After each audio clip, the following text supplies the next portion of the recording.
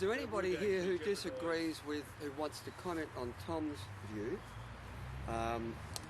that trees in people's backyards, it's unreasonable to expect them to have an arborist report and to have it removed? So the dead trees is the hardest thing. Is there anybody that wants to speak directly to that? Can I just retort? I mean, I'm one of the people who works in the area that he's speaking of, actually senior arborist there. Tea Tree Gully Council has started to take a more proactive view as far as assisting people in situations where, number one, we have a lot of people who can't necessarily afford to have an arborist come out and actually assess a tree. If people can actually show that they don't actually have the finances through either being a pensioner or we have a home assist program where there's a criteria that you need to meet. Now, council will actually provide a level of service to those people and actually provide some advice. Now, if the advice we're going to give isn't necessarily what the person wants, we then may ask them to go down the path of getting an arborist to support what they want. Regards to dead trees, we've also taken the view now where if you have a dead tree, contact the council, take some photos, supply that to the council. We'll go out there and say, yep, you've got a dead tree.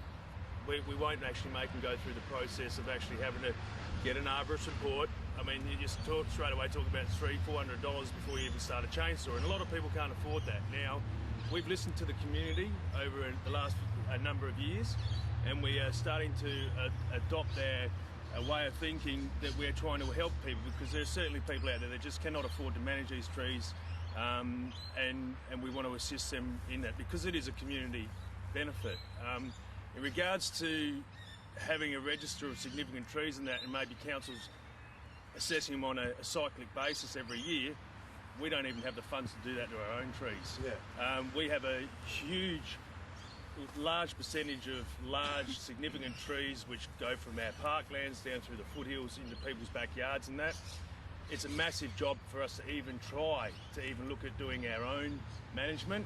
Great idea. I mean, I certainly understand that there's huge costs to people associated with management of these trees and that, and that there are community benefits, but we need to be able to get our own act together and our own finances together to be able to... Well, I think it's all stemming from a very, very simple problem, and that is that trees, whether you like it or not, are a big organism and they require space. Full stop, end of story. And you can apply any tree protection formula you like, but at the end of the day, trees require space, and the main issues that we've got right now today is that we decided 10, 20, 50 years ago to not give them the space that they need. And so if you're going to go and put a development right through this arboretum through here, through this patch of trees that we've got here, one of two things is going to happen. Either the trees are going to go or the humans are going to go. And ultimately we need to allow humans with enough space to live, and we need to allow trees with enough space to live and to die as well. And by dying, we need to allow them to get big branches and allow them to fail without injuring people or property. And that's one of the biggest issues we've got, is that we have just not given them enough space right from the word go. And if you look at, and I think this is really important, if you look at our current developments right now, are we just repeating the sins of the past, and we're just going to have this situation happening time and time and time again? And the more and more I look, I just keep saying, well, yes, why are we building so close to that tree? I want to wrap this up.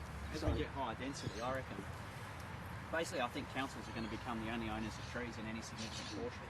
I think block size is coming down. We're lifting densities, so we try and avoid getting into more and more Mount Barker situations that you're talking about earlier. So we're lifting densities. That means houses take up a greater and greater proportion of block size. It's inevitable that the only trees left in a suburb are going to be on the street. So if we're going to do that, we've got to give a lot of thought about tree management on the street. Yeah. So are we providing them with big enough curbs? Are we providing them with water?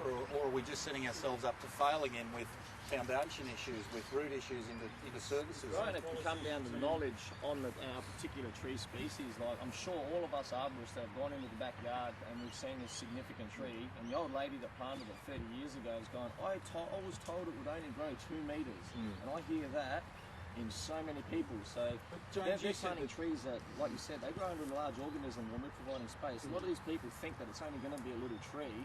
20 years later, it's turned into this major We're saying that in organism. London, though, James, the majority of the habitat value in the city is in people's backyards. What's the difference? In Britain. In Britain, okay, in Britain. So Because what's the difference? There's a lot of farming land, there is a lot of, yes, there is set aside and that sort of thing, but to be honest, in the last 1200, 1500 years, there's not a piece of Britain that hasn't been turned over. The New Forest is over 1,000 years old. So we're dealing with an entirely different landscape. I guess the concerning thing about what I'm hearing is we actually think of Adelaide as quite a treed city, but we have parklands of less than 5%. You look at the average around Australia and it's somewhere between 10, 12, maybe 15%. If we lose those trees from backyards and all of a sudden they just become council responsibility, the urban temperature is going to go up. The amenity value of the leafy eastern suburbs is entirely going to change. The reason people are paying money to go where they're going now, they're actually not going to want to be there in 10, 20, 30 years if there are no trees. I don't think there is a vision that is saying, what are we actually looking to try and do? Either at council level or at state government level, it's all being financially driven. Not that there's anything wrong with that, but financially driven without vision is potentially a recipe for disaster. I'm going to wrap this up, and I'm just going to say that the TreeNet motto is a city without trees isn't fit for a dog. I'm very concerned, Tom, that in a way it seems you're saying, I mean, it's inevitable, we've got smaller blocks, you're talking about densification is still meaning a large footprint on a bit of land, and you say the default position is street trees. We know that street trees are not going to cut it on their own. Michelle, do you, you've working on this development panels, you've had a good close look at this. Is there a vision that you can articulate that might be a little bit different for development that retains trees? Well, I'm concerned about what Tom said as well, because I think there is a lot of biodiversity that's remnant because of our backyards, and I appreciate that, you know, we've got smaller number of people per household and so forth. I would support increased densification so long as it's in certain zones and it means we go up, but Yes. I wouldn't like to see a lot more footprint within metropolitan Adelaide. I think we can do things more cleverly. And interestingly, we had the Integrated Design Commissioner come in yesterday, and I think he's on that same page as well from what he's saying. The Libs didn't support the significant tree changes to the Act. I mean, I appreciate that it's historically been based on girth size, and that hasn't respected a lot of smaller species, such as we always talk about the grey box, but we still have been protecting exotics, which have their problems.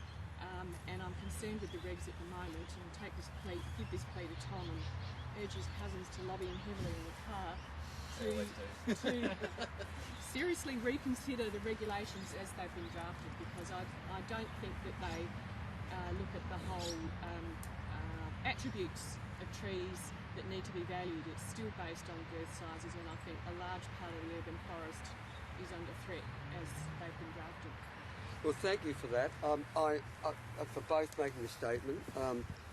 There are, on both sides, there are sympathies and understandings of the values of trees. I'm just wondering, as a final thing, whether we could have a straw poll. I'm lobbying hard to have the regulations disallowed. Now, that involves TreeNet talking to people in Parliament that may vote against the regulations in the upper house. I'd like to know what you think. I'd just going to take a straw poll. Hands up if you believe that the draft regulations that have just been put out for comment should be allowed to pass. Hands up those who believe. Good on you, Tom. We'll tell Paul that he's got a friend. Hands up those who believe that unless there are modifications made to the plan, to the draft regulations, they should be disallowed.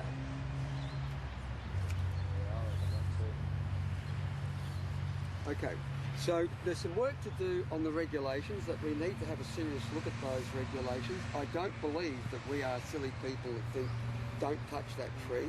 We believe that people should have freedom to be able to take down most trees. I believe, in their backyard. I believe that significance of 2 metres is a bit ludicrous. I know that we are retaining trees that are killing people, blue gums. I know we are not protecting trees that are going to be growing into trees of the future. We believe in urban densification, and I believe we can have houses, dense cities and space for trees, but it is not the model that is being rolled out at the moment. I'll just say on that there's nothing to stop TreeNet having, obviously there's a bit of a cost, but getting a lawyer and drafting up your own regulations and even drafting up amendments to the Act. And I'm happy to talk to anyone who wants to talk to about that. That's no problem. But I said all the changes are born out of frustration. And but if there's a better way to do it, well, I don't think anyone's going to be upset about it. But I would. My advice to you is don't just lobby to have this loud because we'll just redo them again. It's pretty easy to just reintroduce it the next day.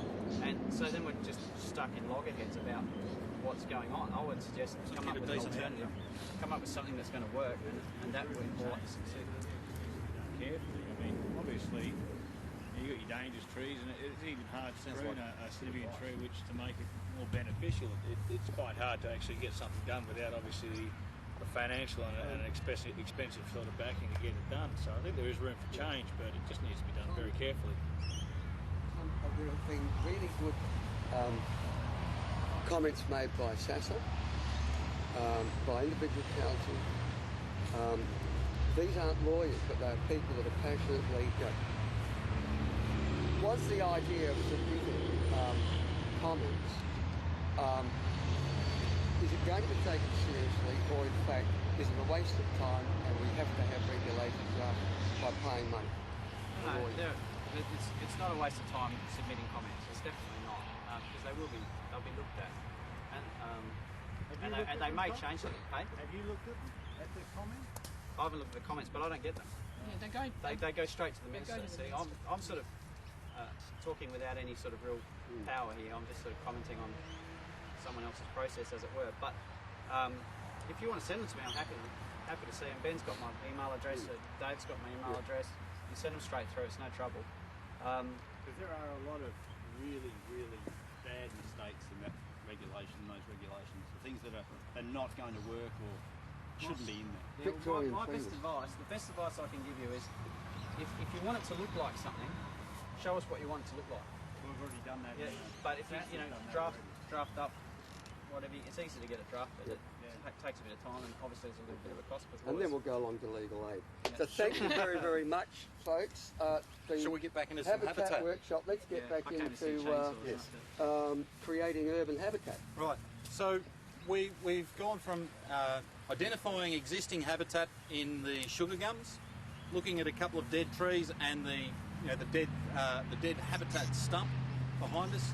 I think the next move is looking at living trees and identifying opportunities for habitat in living trees.